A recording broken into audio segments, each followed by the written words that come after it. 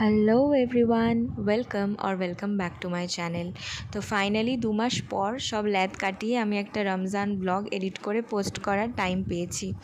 বললাম না ল্যাদ কাটিয়ে, তো টাইমটা বলা ভুল হবে, আমি ল্যাদ খাচ্ছিলাম তাই এতটা দেরি হয়ে গেছে। আর আমার মনেও ছিল না যে এই ভিডিও ক্লিপসগুলো নেওয়া ছিল। আমি ফাইনালি গ্যালারি খুলে দেখলাম যে এইগুলো আছে, তাই আমি পোস্ট করলাম। বলো তোমাদের কেমন লেগেছে ভিডিওটা।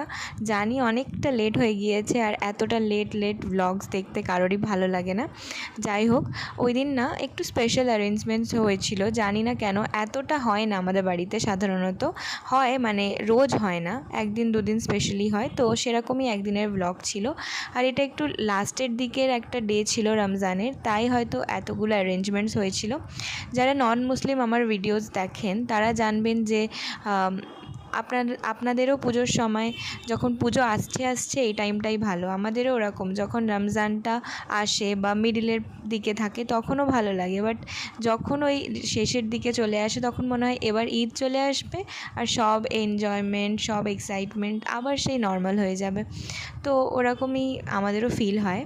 আর আমাদের এই দিনকে মুড়ির সাথে স্যালাড ছিল, তারপর ছোলা ভাজাগুলো তো নর্মাল থাকেই, আর সাথে না 2 ধরনের চপ ছিল। একটা তো মানে একটা ছিল আমাদের চিকেন ফ্রাই পাকোড়া, আর আরেকটা ছিল কিসের চপ, তোমরা কি গেস করতে পেরেছো? ঠিক আছে, আমি লাস্টে বলে দিচ্ছি কিসের ছিল। আর এখানটা এটা দুধ খাচ্ছি না, এটা লাস্সি খাচ্ছি। তো এরমভাবে আমাদের বাজার থেকে কিনে আনা হয় একটা বটলে করে। আর তারপরে আমি চা খাওয়া মিস করিনি, আর অ্যাসাইনমেন্ট লিখতে লিখতে চা খেয়ে নিয়েছি। মোচার চপ ছিল।